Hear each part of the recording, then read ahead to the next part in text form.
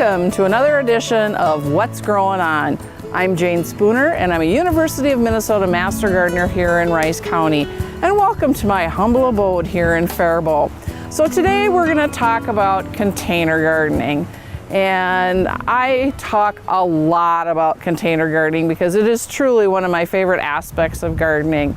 I vegetable garden, I have some raised beds, and I might even take you out back and show you my new raised bed setup here when we're done.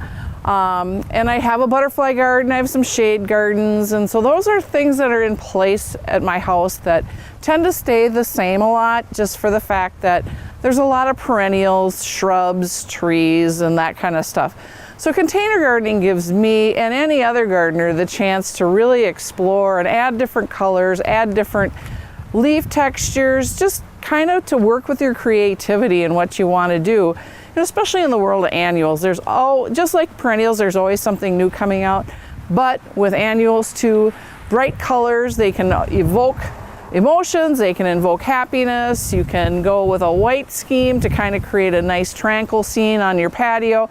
So there's a lot of things you can do. And a lot of things that people are also doing with containers nowadays is the fact that perennial gardens tend to have their burst of bloom and then they go away. They always look a little sad. You can go and deadhead them. Sometimes there will be some reblooming of some of those perennials. But people are starting to just kind of place in certain sections of their perennial beds potted plants with annuals in order to just keep some bloom time growing and just some added interest into the garden. So where do you start when it comes to container gardening? So as you can kind of see, I'm surrounded by different pots, lots of different plants.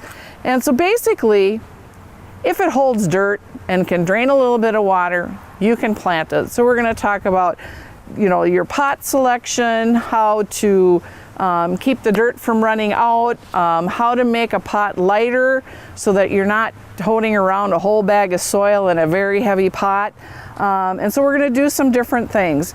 If you're a very novice gardener, the thing that I'll talk to you about to start with is there's a basic rule of three: a thriller, a filler, and a spiller. And we're going to I'm going to show you how to just do maybe all thrillers or all fillers, but we'll start for the novice gardener. So thrillers, fillers, and spillers. So you always want to start out with adding that statement piece within your container. Something tall, something that brings your attention to your container. So it's an upright grass. People are using a lot of different things as those thrillers. And then you have your fillers, which is all the plants that fill in the pot, all the soil around the top. So it kind of fills in that pot. And then you have your spiller. And that's just something that will vine down and over the side to soften the edges of the container. So I'm kind of doing a good friend of mine's a little favor. She's getting ready for her son's graduation and she's like, I need containers. I don't know what to do and not my thing. So I thought, hey, have I got a deal for you? So I did a little bit of design work for her, kind of asked her colors, and she said, this is just actually her one son had more specific colors, so we went with that a little bit. So we're gonna do her containers, and she picked out 2 containers. They're a really gorgeous clay container, and she bought a very large one and a matching smaller one. So as you can see, there's a nice drainage hole in the bottom.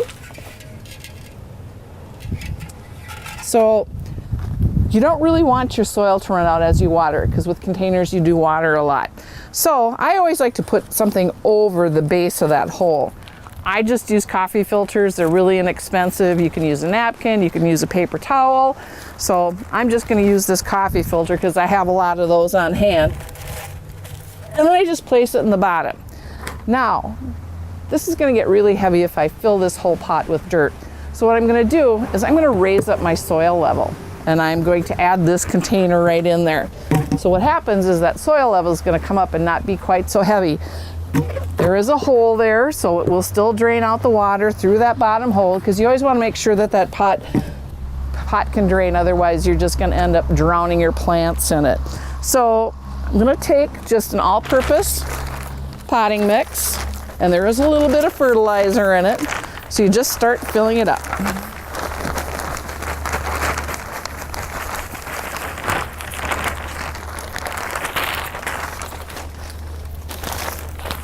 And you fill it until it's just about to the top, because you want to have room to put your plants in and then a little added extra dirt.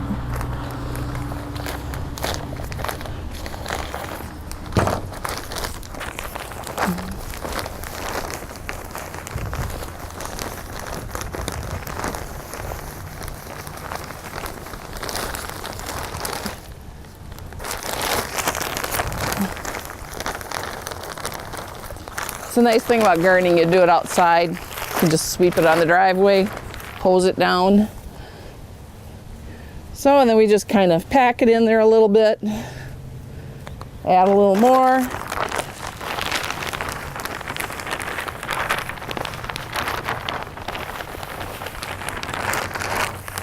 And then the next thing we're gonna do is add some time release fertilizer. Now there is a tiny bit of time release fertilizer in this, but I still like to add it anyway, just because plants will go through what they call transplant shock. They've been in a really nice environment, in this nice little pot, in a really nice warm greenhouse, and all of a sudden now you're taking and uprooting them and you're putting them in this pot. And so they will kind of go to what they call the transplant shock. They're gonna look a little limp, they're gonna look a little weepy, and so you kind of just give them a little bit of boost with those vitamins. So this is just a time release pelleted fertilizer. This is Stay Green, there's an Osmocote brand, and they're really pretty much the same. And then just follow the instructions as to how much you put in there. I'm kind of a cook like my mom and my grandma, and so I just kind of measure a little bit. This is a large pot, so it'll take 4 or 5 tablespoons of this. And then I'm just gonna mix it all up.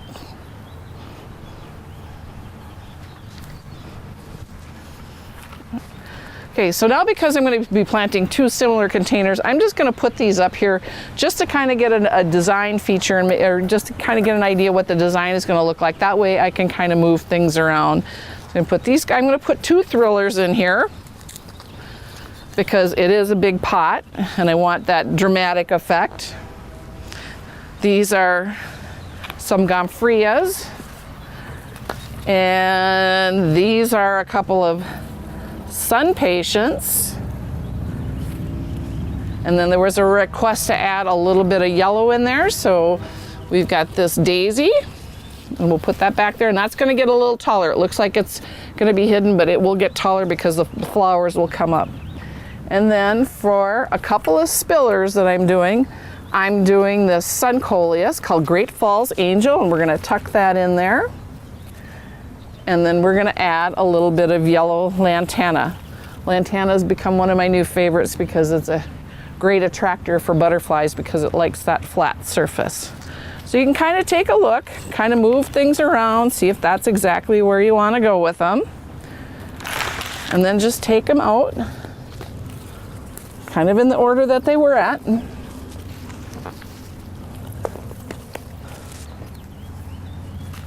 And then just start unpacking them.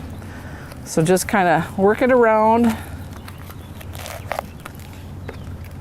save the tags. And then what I like to do, because you can kind of see that there's some roots in here, it's kind of like wearing a pair of shoes that are a little tight for you. You always want to stretch your feet. You get out of bed in the morning, you want to stretch. So I'm just going to kind of break this up just a little bit.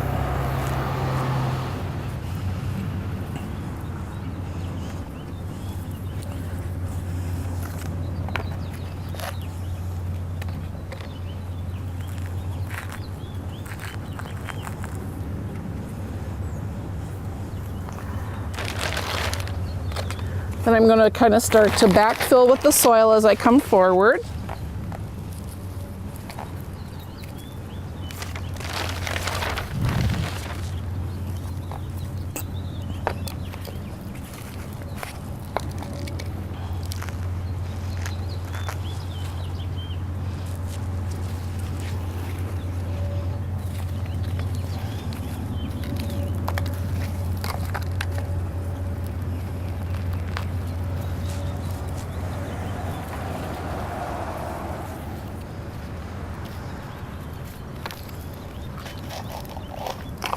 This guy's got a really great root system, so we're really gonna Get him to stretch there.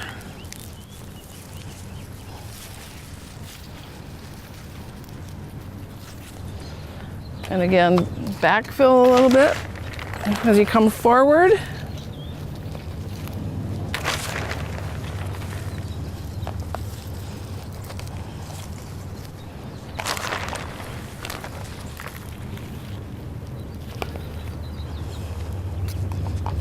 Just gonna work it down in there. And so now we've got our fillers. So you can see it's kind of filled up that base.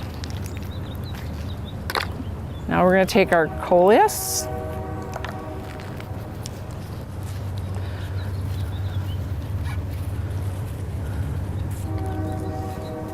and then our lantana.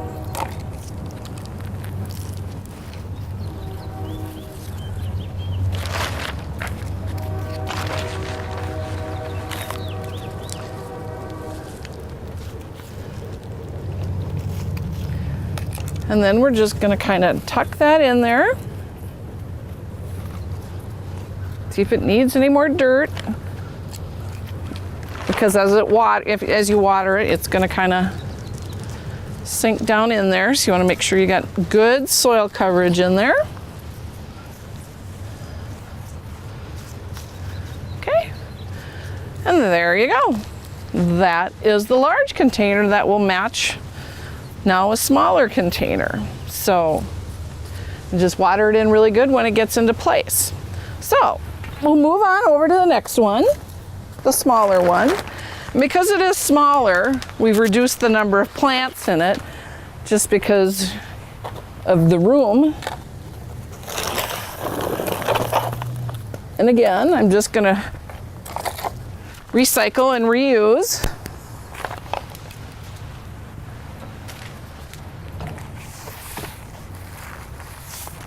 Never anything in the place where you need it.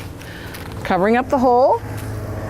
And then I used a large pot in there, but you can go ahead and use your pots like this. That's why I always save them from planting to planting. Kind of tuck them in there. Just stack them in there like that. And again, just same principle as we put that big one in.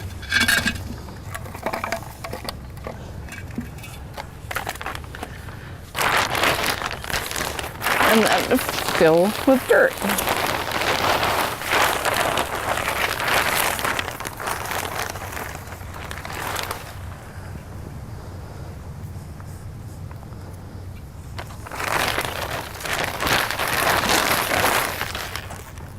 Dirt never goes as far as you think it's gonna.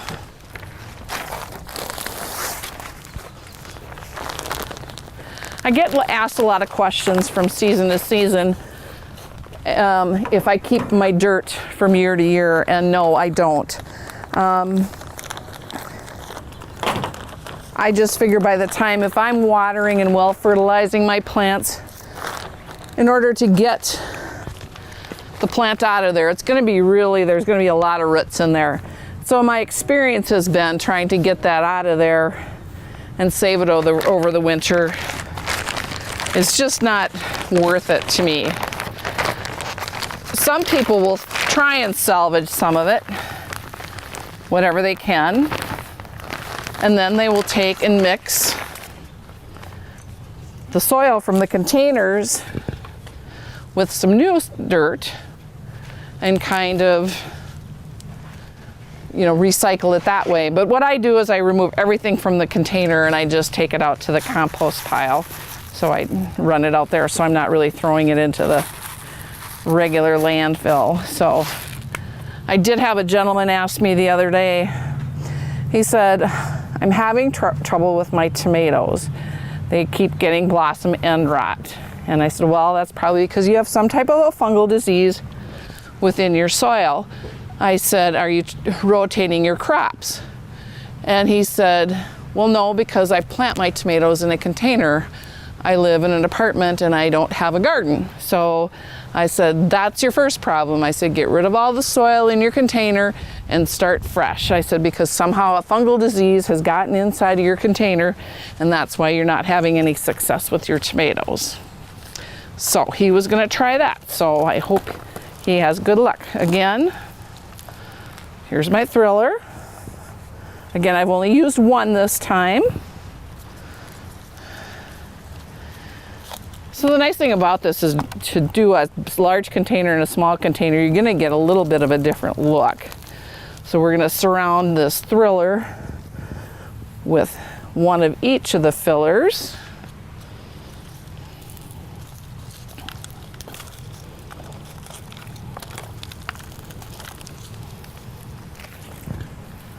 Just tuck that in there. Again, now we can fill a little.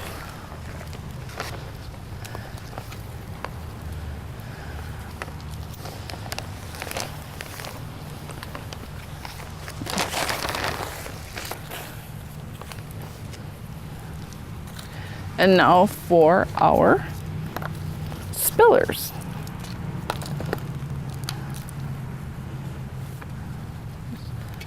Take a little bit of that off and throw that in the compost then. Tuck that guy in there. And then our lantana.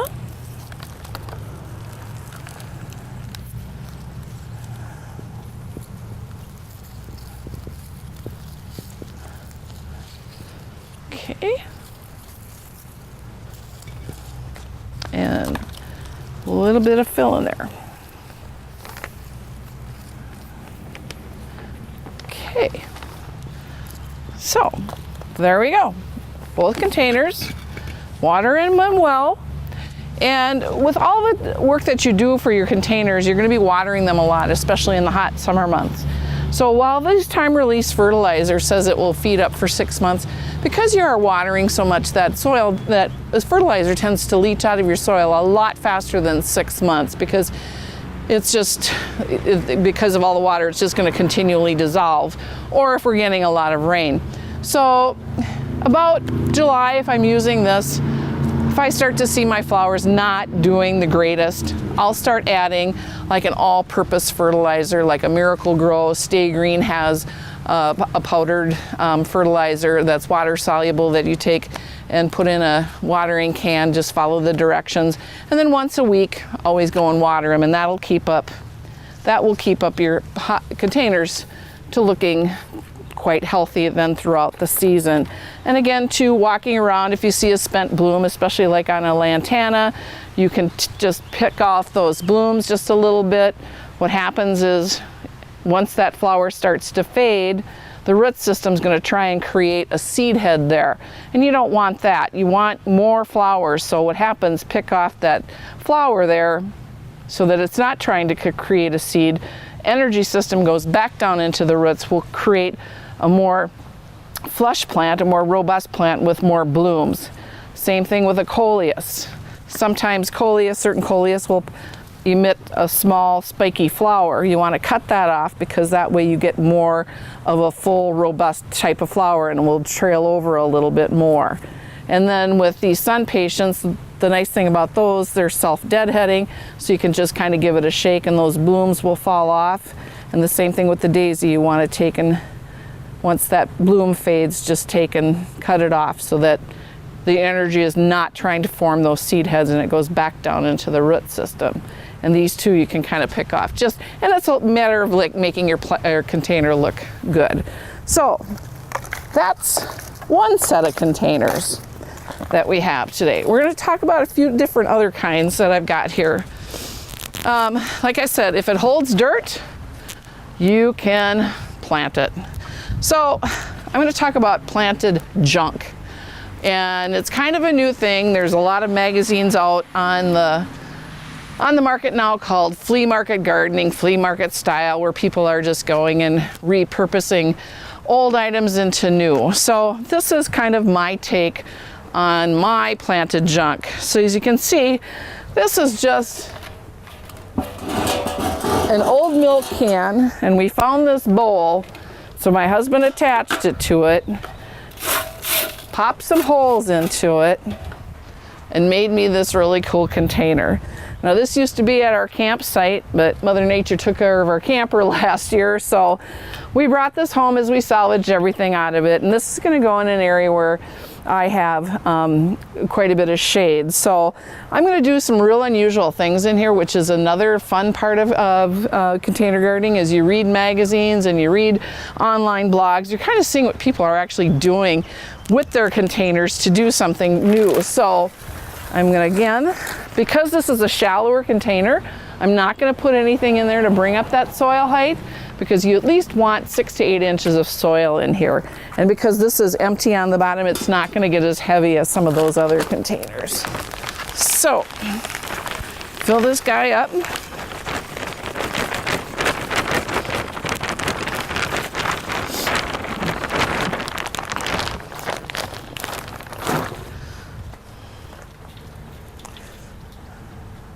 Again, work it in.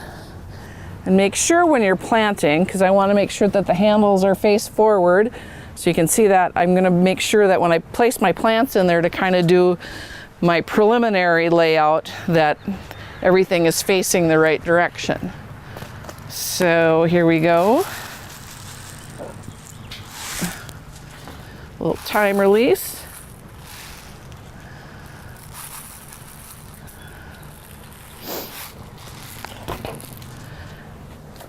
We will mix this up.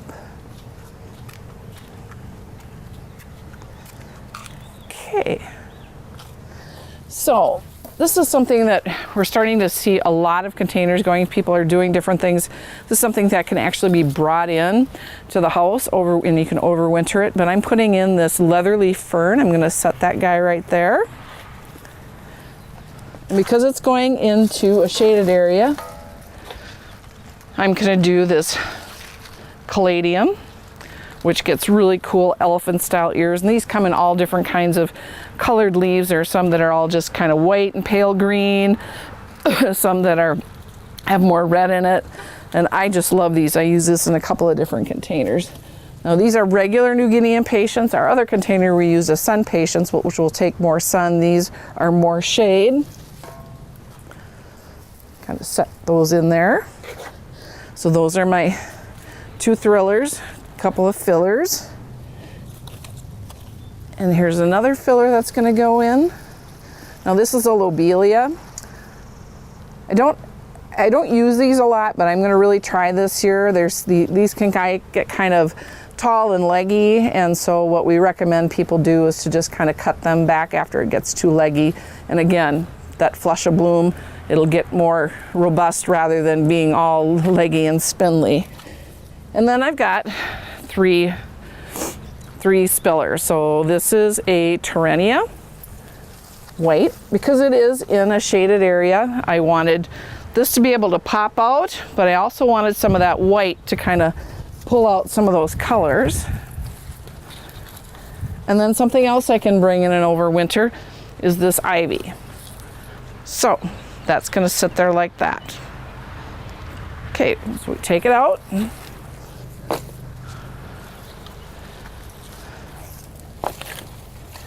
And here we start.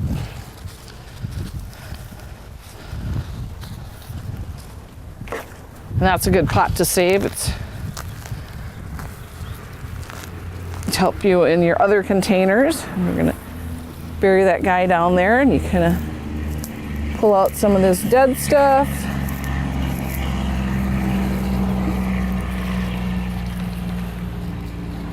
And then here's a caladium. And these come from a bulb. So you can see there's the bulb right there. And these truly are a very much shade plant because these leaves are so large. If you put these in the sun, a lot of sun, all you're going to do is just burn those right up. So you have to be really careful with those. But like I said, I just love these. So I'm going to work on some backfill here.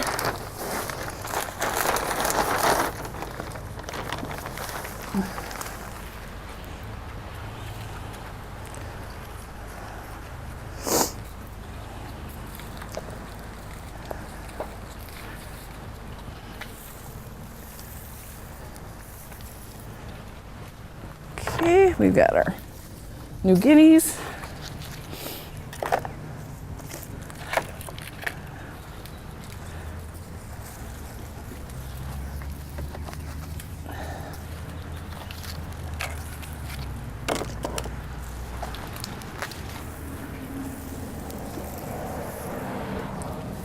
And my lobelia. So I guess I'm a little patriotic here for the upcoming Memorial Day weekend and 4th of July. We've got some red, white, and blue in this arrangement, but that's always a good thing to salute our armed forces and thank you for your service.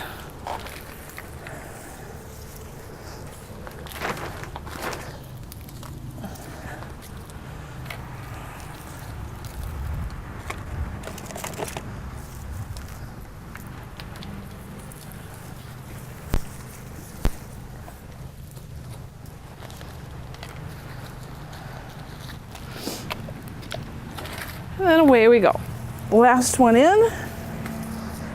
And now we'll fill it up a little bit.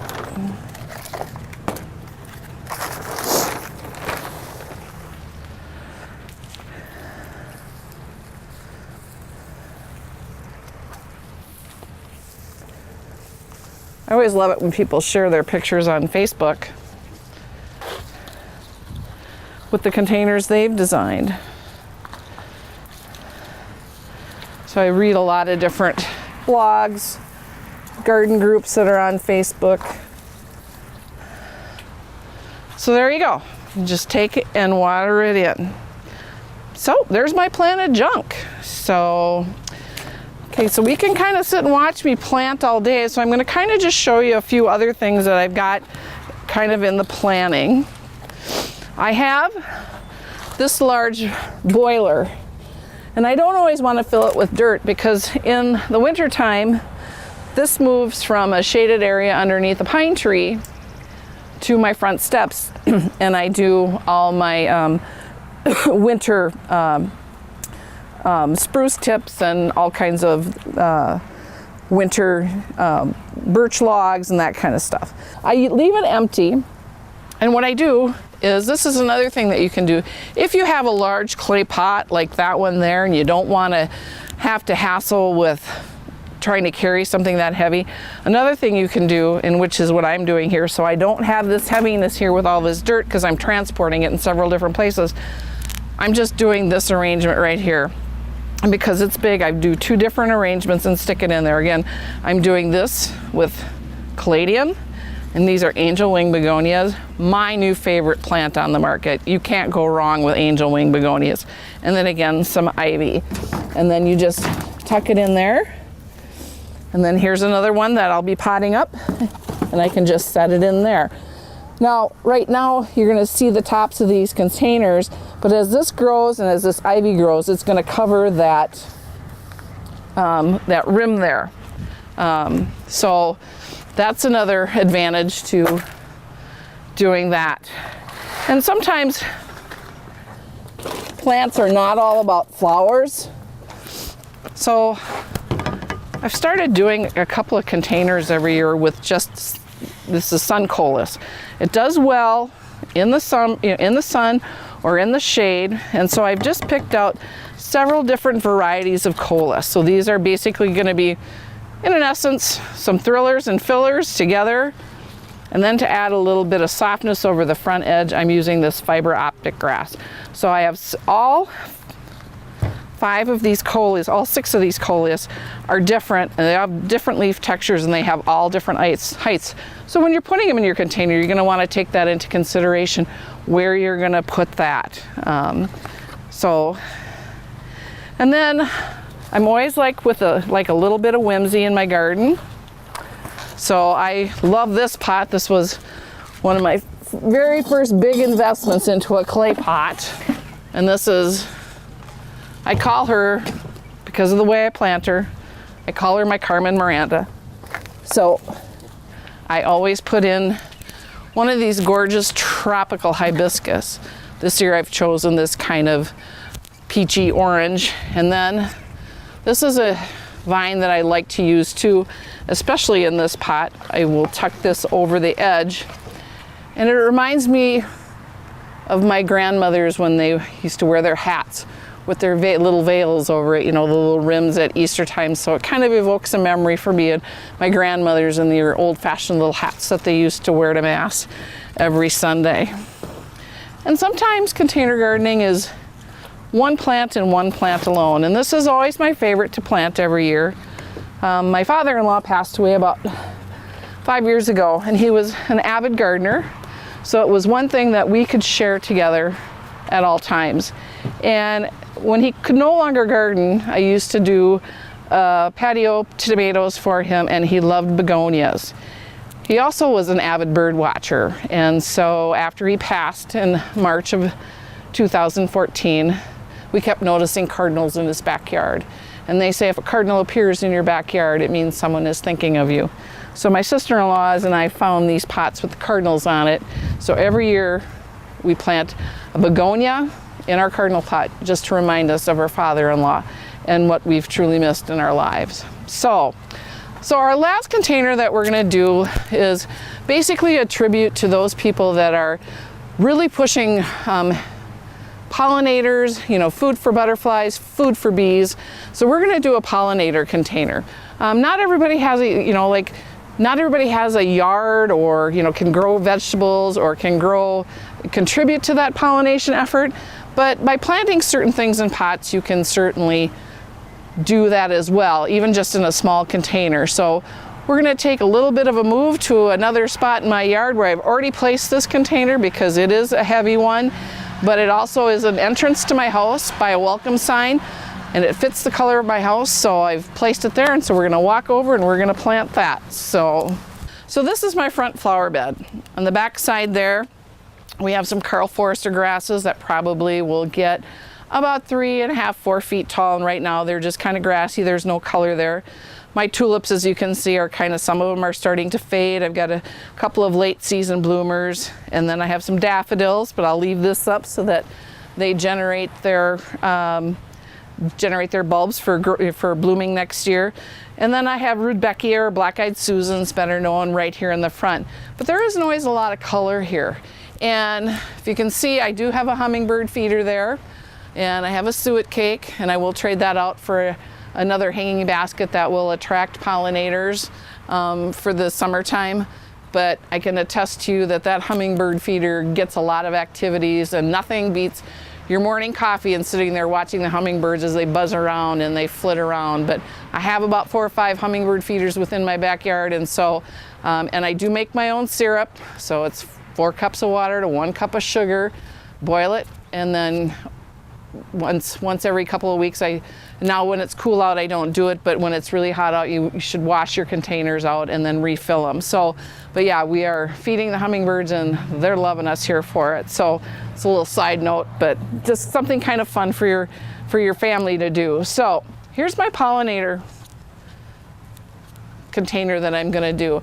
And so this is gonna be a mix of, each one is a different plant, and these are all just kind of fun. A lot of them I've never tried, but it was just something I saw in a magazine and I thought, what the heck, I'm just gonna give it a try. So we're starting out with this already grown sunflower. So I'm gonna put this guy towards the back because he's gonna get about 3 feet tall. You can see he's gonna be nice and yellow. And I love sunflowers, I just think they're a happy flower. And then I have a cosmos, again, another butterfly attractor. So that guy's gonna sit right there. And then we've got this mealy cup sage. It's gonna get a plume of purple. We're gonna set this guy right there. Zinnias, you gotta plant zinnias because those are, butterflies absolutely love them. I put them back in my butterfly garden and I get so many monarchs and so many swallowtails back there on those heads that it's just so cool. So I'm gonna put him right in there. Heliotrope, again, another good attractor, but so fragrant. If you walk past it and brush against it, the smell will just follow you. Again, lantana, another one of my favorites for butterflies.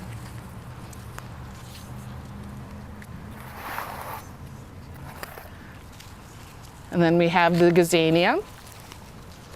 And then our little filler, or spiller, I should say, is going to be this Snow Princess alyssum. Again, another very fragrant plant, and again, another good attractor for bees. So we're going to take care of the butterflies, we're going to take care of the bees, we're going to take care of the hummingbirds. So I think that looks just great the way it's at. So we're going to take and move them out. start with Mr. Sunflower.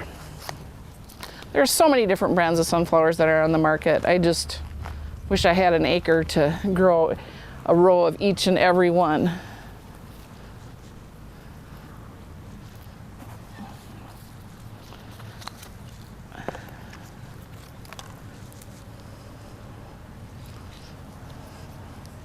The nice thing about it with this being tall, and I do get quite a bit of wind here, that these are going to be really nice and wispy and just really make for an attractive container in your front yard. Hopefully a showstopper, or as they say, curb appeal.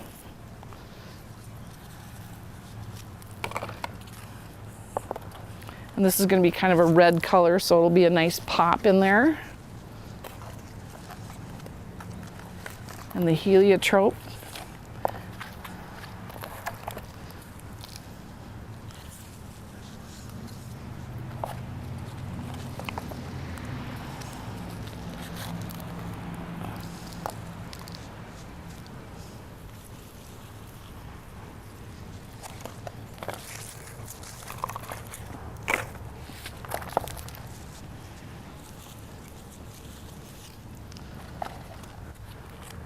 Again, I save the tags, and what I do is I actually do write them down, what I put in each container in a notebook, and then I take some pictures so I kind of know. So then all I have to do is go back in and backfill that with some dirt and water it in good, and so hopefully we'll start to attract those ever important pollinators to my yard so that we keep things growing in the area. So anyway, that's what we have for planting. So as you get done with planting all your things, what I really like to do is I like to go back through all my tags, and I kind of match them up. I can kind of take a look at the containers and see what I've got for each one. And then I'll just kind of lay them out. And then I have a notebook that I will take each container, write it down, what location it's at. And this is just an inexpensive, at the end of just before school starts and all the school supplies go on sale, I buy these composition books, and I must have a dozen of them started with different projects that I want to do. And so I just love them. They're inexpensive, but they serve my purpose, and if they get wet, I don't care. So I'm not investing a lot of money in it. So what I do is I take and I write down what I've done and what I've planted, what container I planted in.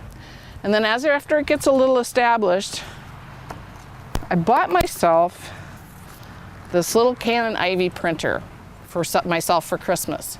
And what it does is, right from my phone, I can feed a signal to it, and it will print this tiny little sticker picture. And then I can just paste it in this book. And I can match it up with all my tags, the names of my tags. And then the following year, after everything is said and done, I will sit down, take stock of what it was. I'll write whether I liked it or not, what I would do different, or just whatever notes that you want to write in it. So it's really kind of cool. It's kind of fun. It's kind of a way to kind of keep track of your comings and goings. Not everybody is like that, but I am. So, and I also get a lot of questions when I garden is, how do I keep squirrels out? You know, I don't know, get a dog, move, live trap them. No, you really shouldn't be doing that. I think that's illegal. But, a couple of suggestions. People have tried putting cayenne pepper on the surface of it, but every time it rains, you have to reapply it. Is it really doing that much damage to the plant? I don't know. I've never tried it. I just kind of deal with it, sweep up the dirt, move on. Other people say they've tried mulch. Other people say they've tried putting rocks in there because they don't like the texture of digging in it. Another thing that I have read is taking plastic forks and just sticking until the plant gets established and it's not quite as tender, and that dirt becomes compact a little bit, that just take and stick them in there, because as they bring in their nasty little paws to dig, they don't like the feel of that. So that was another suggestion. Another question I get is, gosh, I really am going away for a weekend. What can I do to, keep my containers looking good and without having to have the neighbor kid come over and water all the time? Well, unfortunately, if it's really hot, especially August, it really is a hassle. Been there, done that. Sometimes you just kind of have to do. But another thing I read was take an ordinary bottle of water like this.